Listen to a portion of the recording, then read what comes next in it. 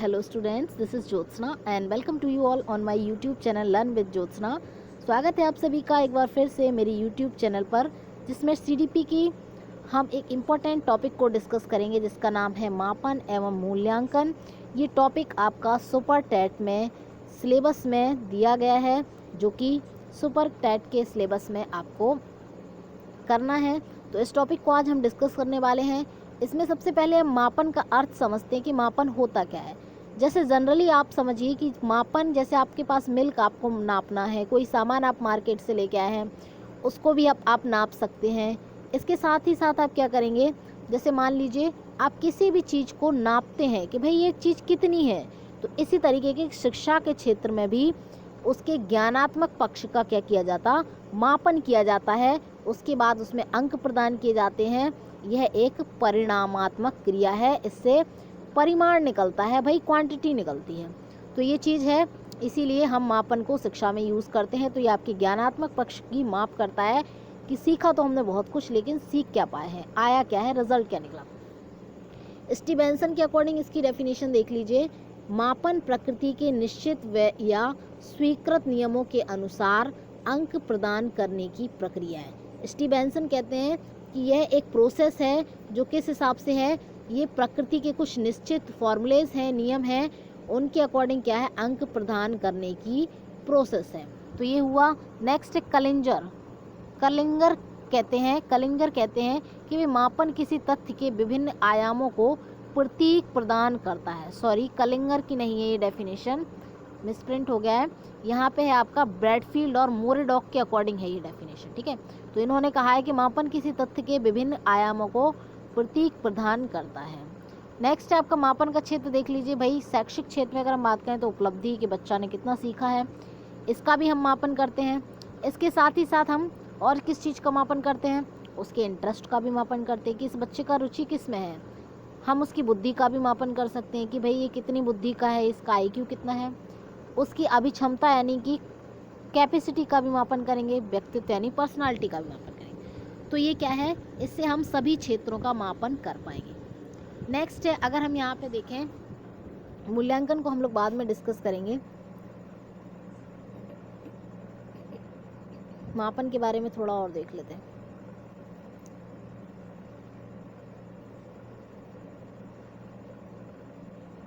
मापन की अगर हम बात करें तो मापन क्या है आपका,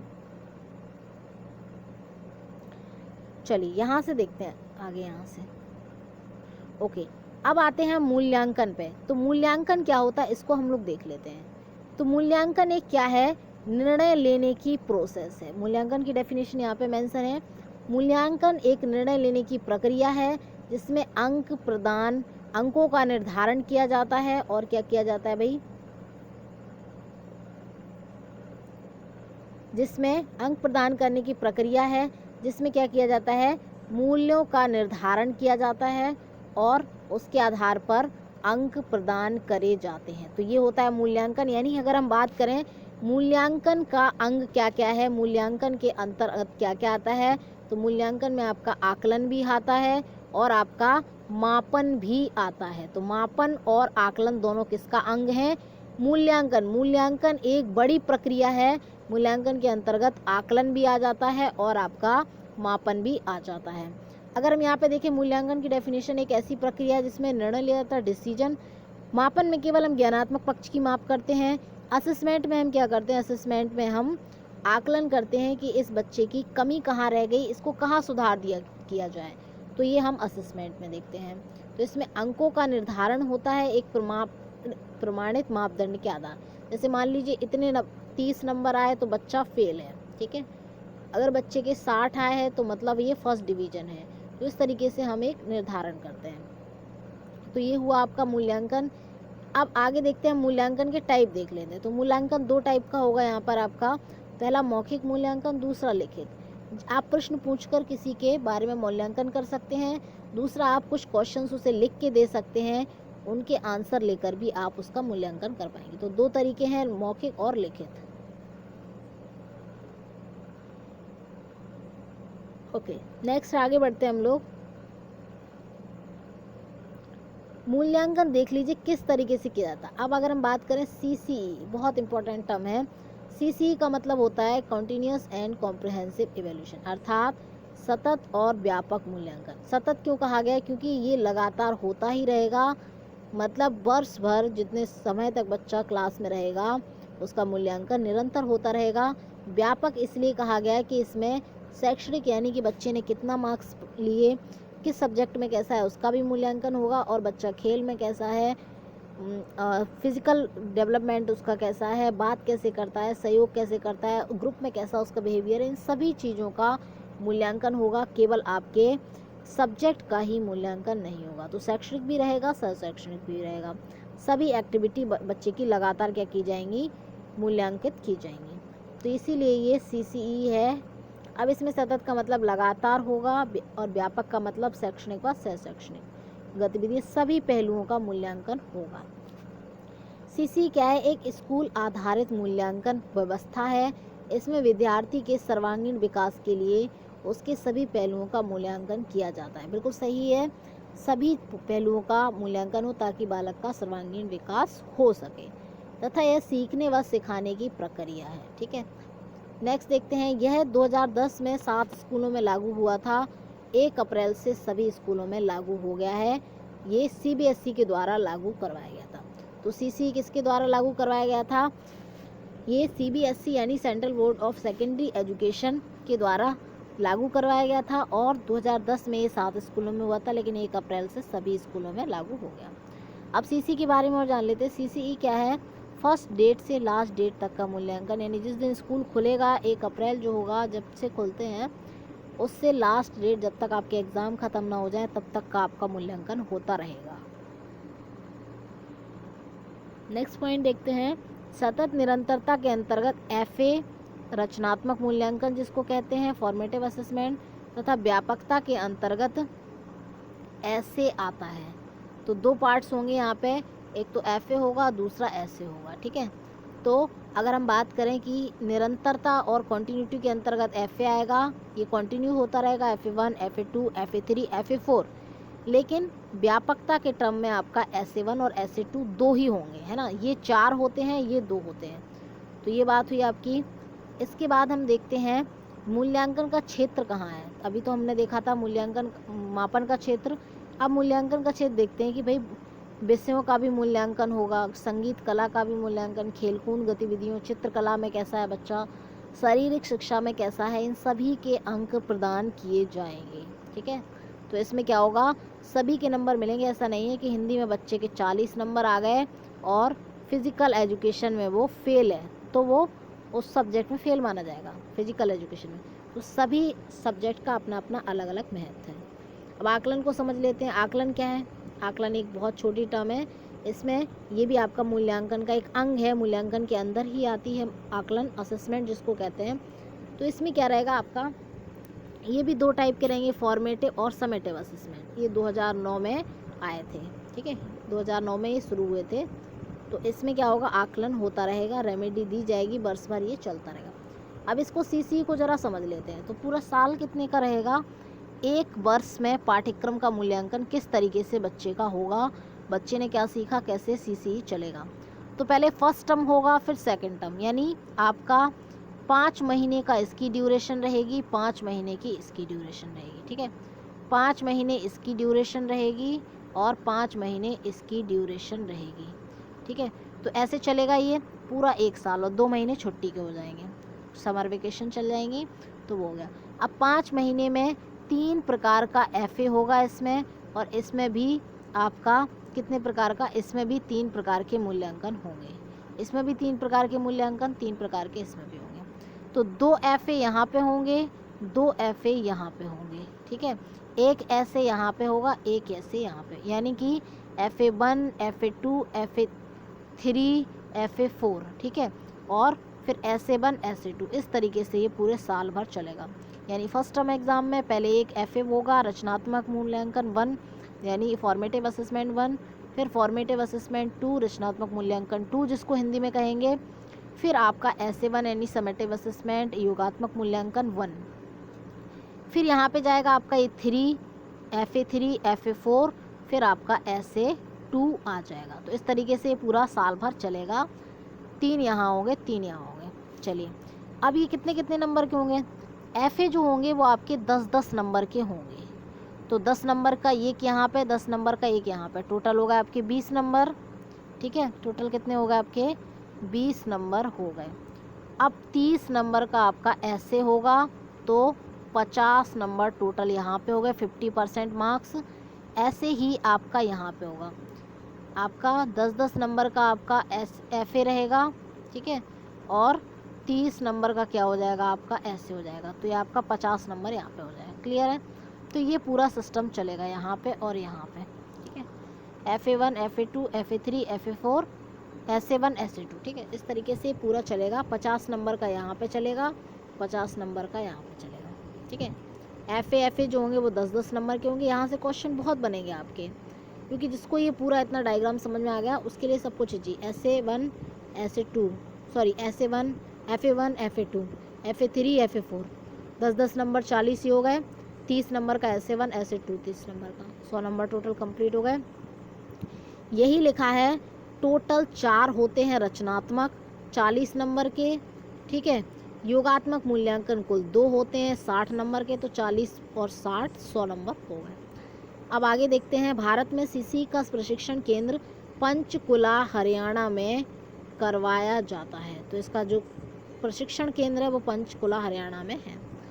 मूल्यांकन के तत्व क्या हैं? किन किन का करोगे आप मूल्यांकन?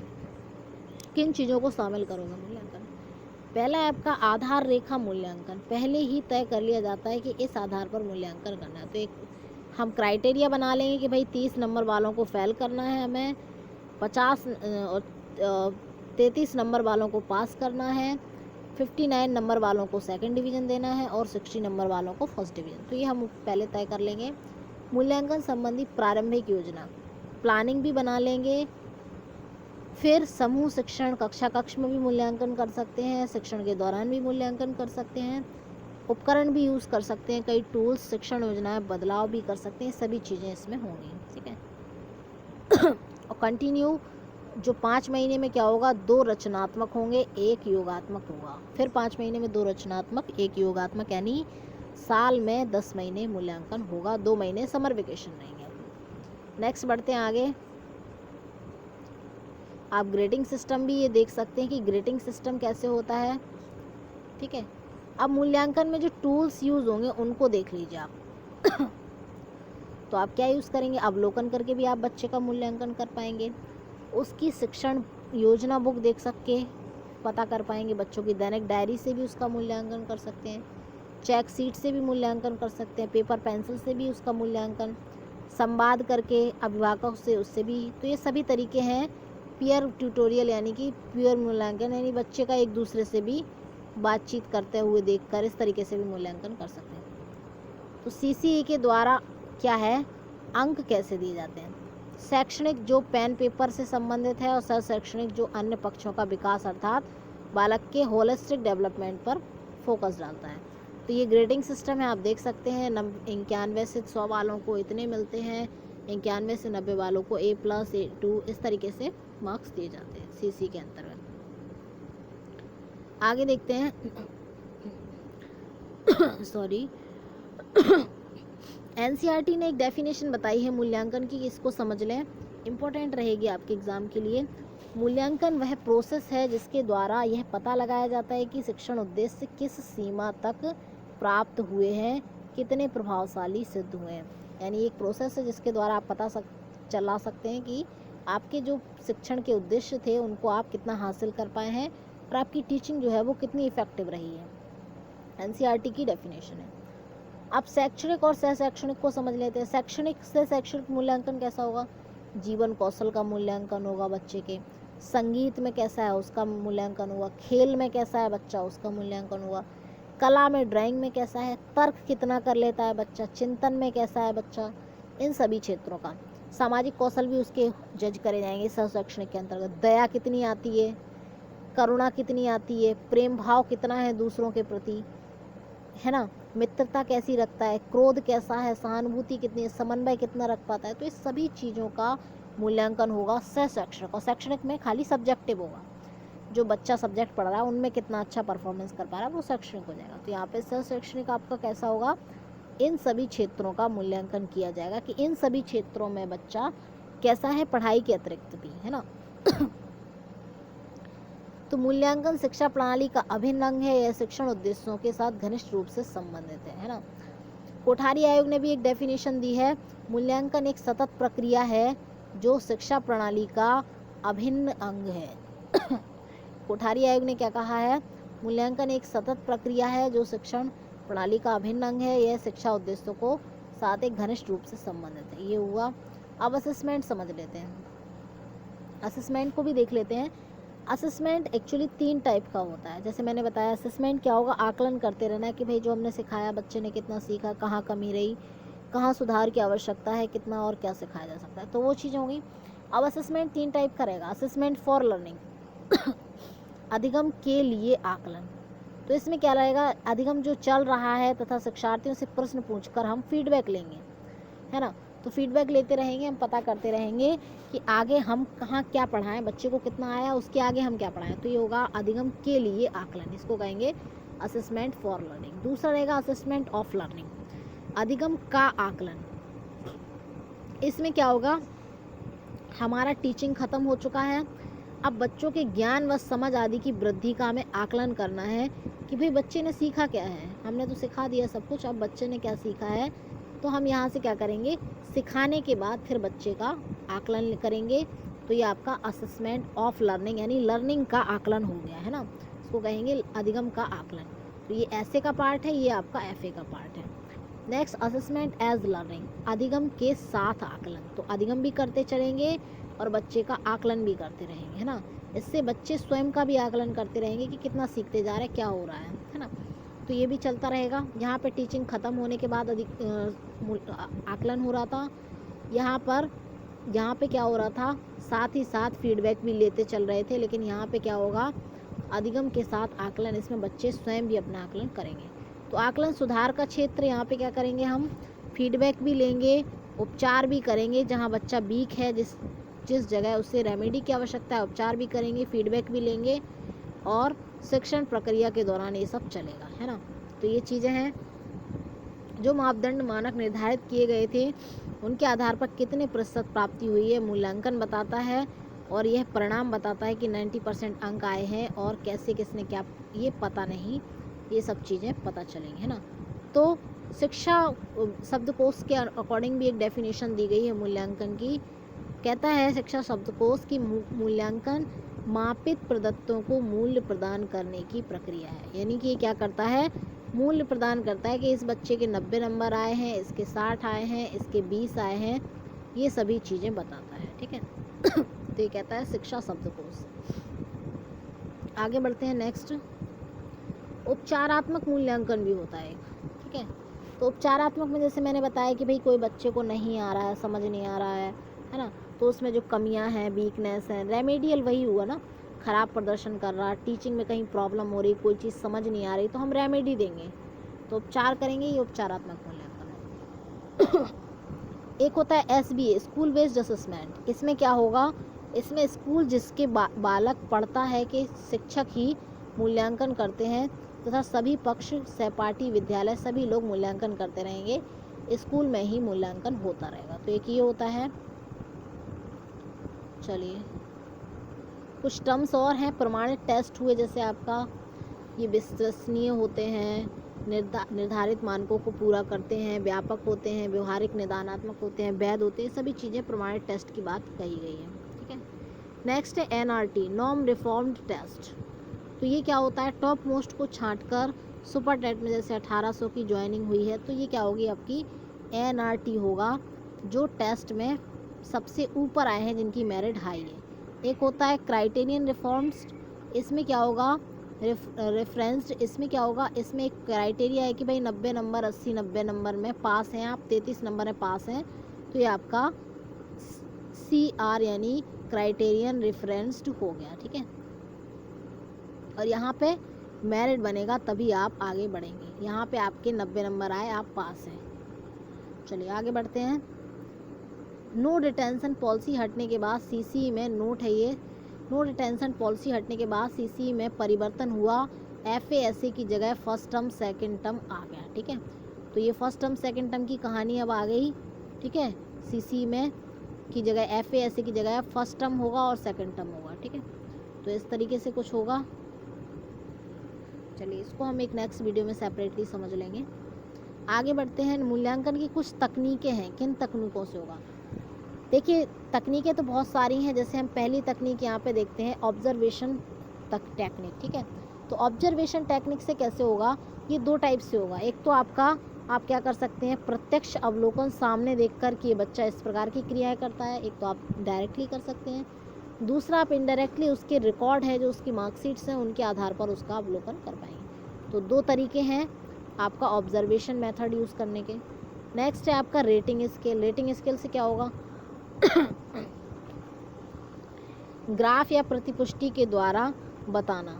इसमें क्या रहेगा, एक हम ग्राफ बता देंगे कि भाई ये बच्चा इतना था अभी, अब फिर इसकी वृद्धि इतनी हो गई, फिर ये कमज़ोर हो गया पढ़ने में, फिर इतना बड़ा, फिर ये इतना नीचे डाउन हो गया, फिर इतना हो गया, फिर तो एक ग्राफ बनाएंगे तो उससे हम बताएंगे कि बच्चे का इतना परफॉर्मेंस ऐसा जा रहा है। तो ये होगा। फिर आपका एक समाजमिति विधि भी है इसमें नंबरिंग में थोड़ा सा डिस्टर्बेंस हो गया। ये विधि भी यूज़ करेंगे हम मूल्यांकन करने के लिए। इसमें कैसे करेंगे, इसमें बच्चों के सहपाठियों व उनका समाज में कैसा मतलब बातचीत करता है, जैकोब मोरेनो ने ये मतलब डेवलप्ड की हुई थी। तो इसमें क्या करेगा, इसमें ये करेंगे कि भाई वो अपने सहपाठियों वगैरह के साथ कैसे बिहेव करता है, कैसे उसके सहपाठियों से संबंध है, कैसे फ्रेंडशिप है, कैसे उसके फ्रेंड्स हैं, इन सब तरीक़ों से उसका मूल्यांकन हम कर देंगे, है ना। नेक्स्ट थर्ड है आपका, फोर्थ है sorry, cumulative record. Cumulative record भी होता है एक, इसको हम लोग कहते हैं आपका क्या बोलते हैं उसको, कुमुलेटिव रिकॉर्ड मीन्स होता है संचयी पत्र, अभिलेख पत्र, संचयी अभिलेख पत्र, है ना। तो ये इसको हिंदी में बोलते हैं संचयी अभिलेख पत्र। इसमें क्या होगा, लगातार कक्षा 1 से लेकर 12 तक के सभी वैध विश्वसनीय रिकॉर्ड रहेंगे। तो ये आपका कौन सा हो जाएगा, कुमुलेटिव रिकॉर्ड हो जाएगा। नेक्स्ट है इंटरव्यू मेथड। इंटरव्यू मेथड से क्या करेंगे आप, फोर्थ नंबर कि इसमें बच्चे का आप इंटरव्यू लेंगे। सॉरी ये फिफ्थ होगा क्योंकि ये नंबरिंग थोड़ा गड़बड़ हो गया, इसको हमने नंबर में ऐड नहीं कर पाया। तो इंटरव्यू मेथड में क्या करेंगे, आमने सामने बैठकर बच्चे का मूल्यांकन कर लेंगे कि इसने सीखा क्या है, इसको आता क्या है।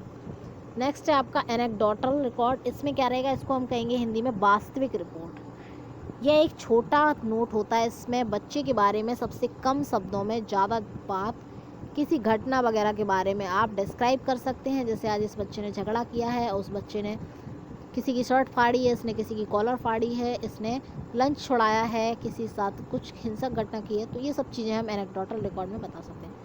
लास्ट है पोर्टफोलियो। इसको हिंदी में भी पोर्टफोलियो ही कहते हैं।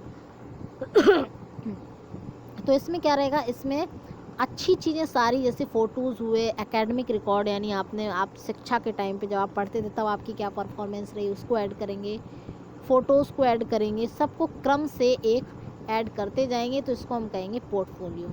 क्रमिक विकास के बारे में ये बताता है। तो ये कुछ टेक्निक्स थी, जैसे आपकी रेटिंग स्केल से बता सकते हैं, समाज में जो उसके फ्रेंड्स हैं उनसे बता सकते हैं, आप मूल्यांकन कर सकते हैं, संचयी अभिलेख पत्र कुमुलेटिव रिकॉर्ड से भी आप 1 से 12 तक का पता लगा लेंगे। इंटरव्यू मेथड भी इफेक्टिव है, एनेक्डोटल भी, और आपका पोर्टफोलियो, सभी तरीके हैं, 7 तरीके हैं आप मूल्यांकन करने के। तो ये था आज की क्लास में। अब ये क्लास आपको कैसी लगी, इसमें मैंने सभी चीज़ों को इंक्लूड कर रखा है ताकि ये वीडियो आपके लिए यूज़फुल हो पाए।